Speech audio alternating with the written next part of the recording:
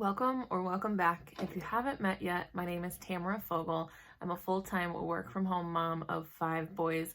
I am currently helping people work through the darkness and discover their limiting beliefs so that they can break through and move forward quickly in life.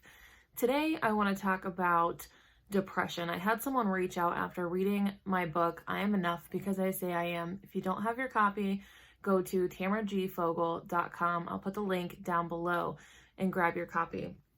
If you haven't read it yet, it is my story about how I overcame a lot of stuff in my life, and one of those things was depression. It started when I had my first son way back in 2012, and at that moment, I didn't really know that it was postpartum depression.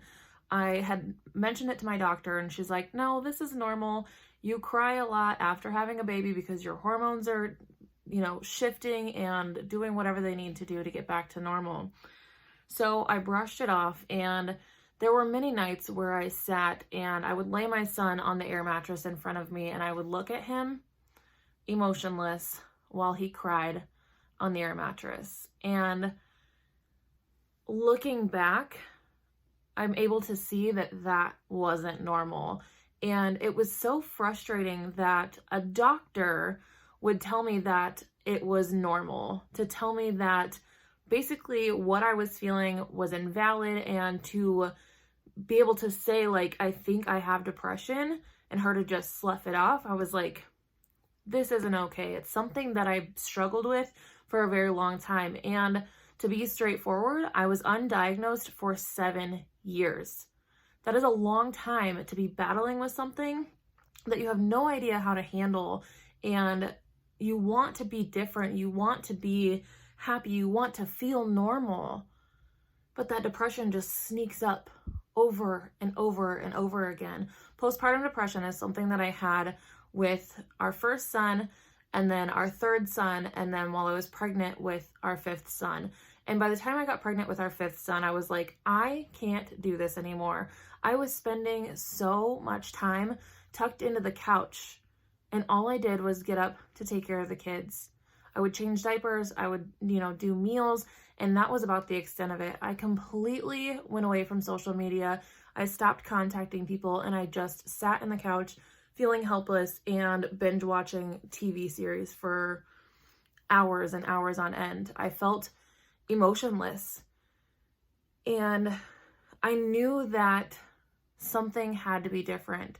So I asked around, and I was like, where in the world can I go to start talking to someone? Because when I would talk to family members or friends, a lot of times I heard, it's just in your head. It's not that bad. There are other people out there who have it worse. They have this, or they have that, or they've been diagnosed with this.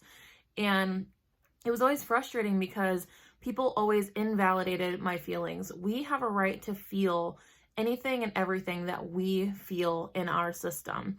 And we have a right to remove those feelings and to process them and to extract them so that we can move past whatever is causing those feelings.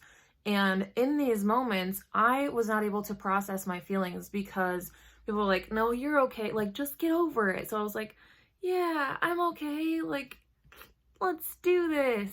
And there was that fake smile.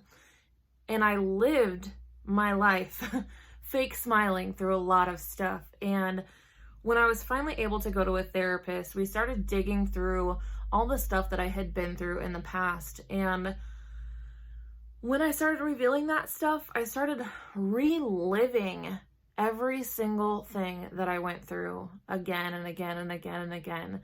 So I had to process those emotions, and I had to work through that stuff. But the more that I was able to pull out the gunk that was keeping me suppressed, the more that I was able to shine my light, okay? I was able to start being who I wanted to be. I was able to start showing up. I was able to start taking care of my kids and laughing and feeling somewhat normal. I was going to therapy every single week for at least 6 months.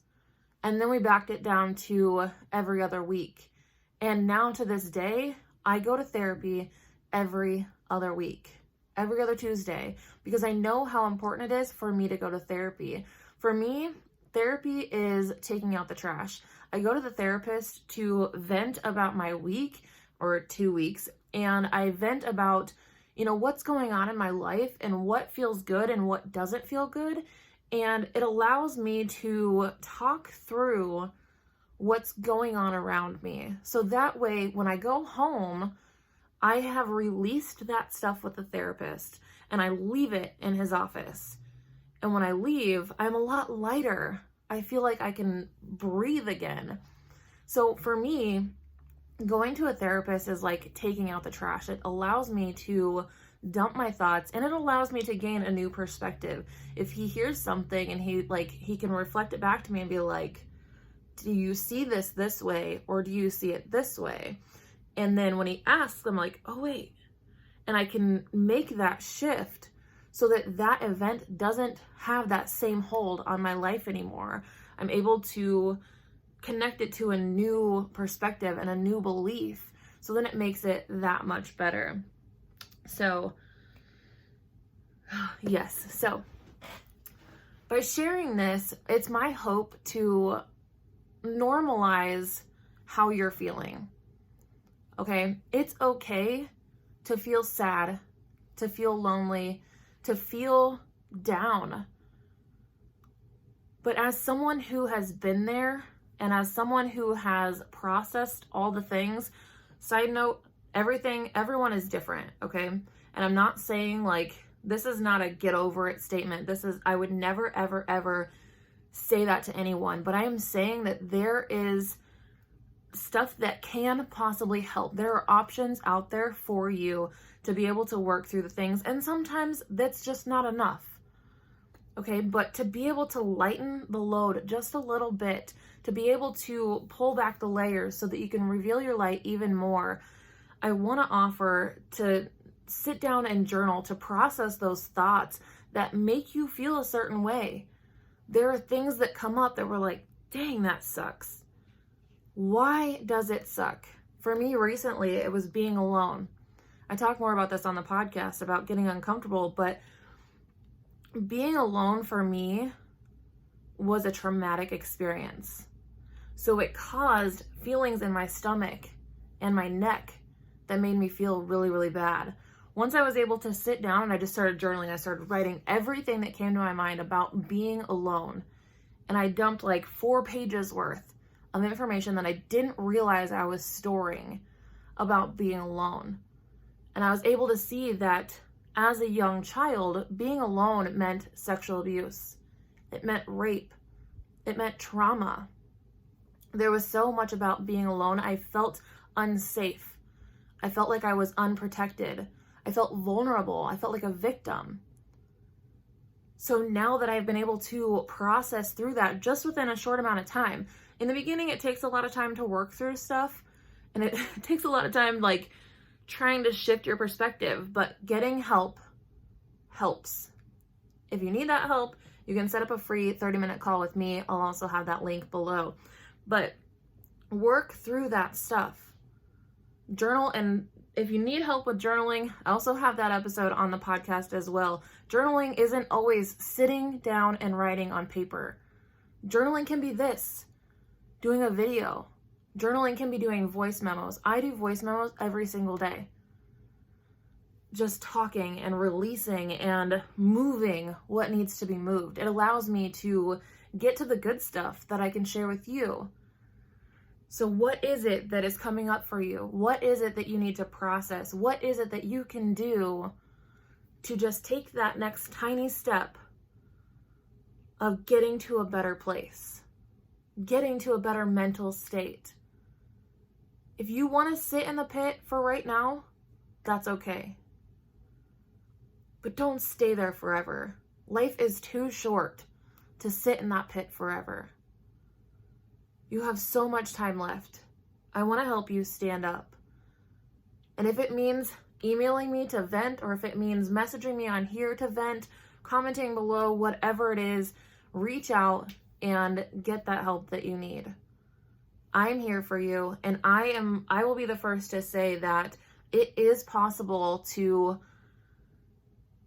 get out of the pit. Am I saying it's easy? Absolutely not. Am I saying that once you've gotten out of the pit that you'll never fall back in? No.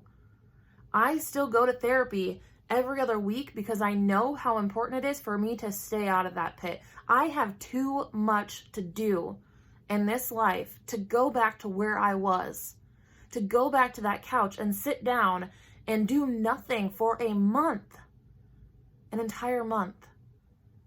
I have so much to do. I have so much to share with the world. And I know how important it is to take care of my mental health because I deserve it. I am enough right now to take care of myself so that I can do the things that I want to do. Same for you. You are enough right now to clear through that depression. However you need to do it, it's possible. And if you're someone who's just starting and you're like, I don't really feel like that's possible, I've been there. Whenever they offered a therapist, I'm like, I don't want to go to a therapist because I don't want people to think that I'm broken. I don't want people to think that I'm sick or I can't handle my kids. I thought for sure when I started going to therapy that they were going to take my kids or put me in a mental institution. I was scared. None of that happened. I've been able to be a mom, been able to be at home, been able to do all the things that I wanted to do. And the more that I went to therapy, the more I was able to work through. So I'm telling you that getting help doesn't mean you're broken. You're not broken anyways. You're traumatized. Nobody is broken. They've just been through some shit that really freaking sucks. And it's time to start healing. It's time to start cleaning out the wounds and making everything better. Getting to a better place. Okay? I'm here for you. You got this. If you need to connect, I'm on Facebook and Instagram as Tamara G. Fogel. You can also find that down below. If you resonate with this video or you like this video, like it below and subscribe and you will see more videos like this. I'm posting every Monday for sure, and sometimes I'm going to sneak in a Friday video. So I will see you again on the next video. Thank you for watching.